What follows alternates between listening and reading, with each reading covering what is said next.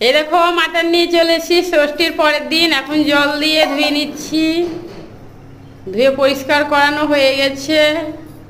এরপরে দেখে নাও পেঁয়াজ কুচি আলু দিয়ে দিচ্ছি।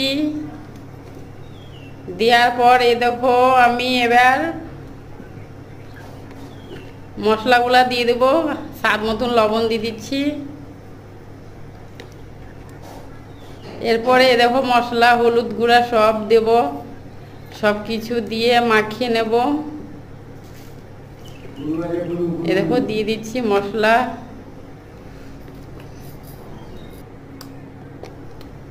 এ দেখো এক এক করে সব মশলাগুলো দেওয়া হয়ে গেছে।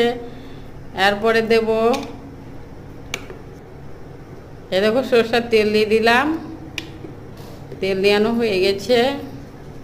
এরপরে দেখো আম পাতা দিচ্ছি। আম পাতা দিয়ে মাটন খেতে সে অসাধারণ লাগে। তোমরা একবার বাড়িতে অবশ্যই ট্রাই করে দেখো, আম পাতা দিয়ে খেতে অসাধারণ লাগবে।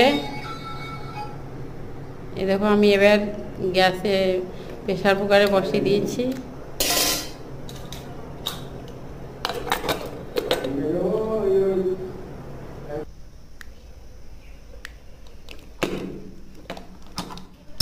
এ দেখো মাটন হয়ে গেছে। মাটনে দেখো কি সুন্দর কালার হয়েছে।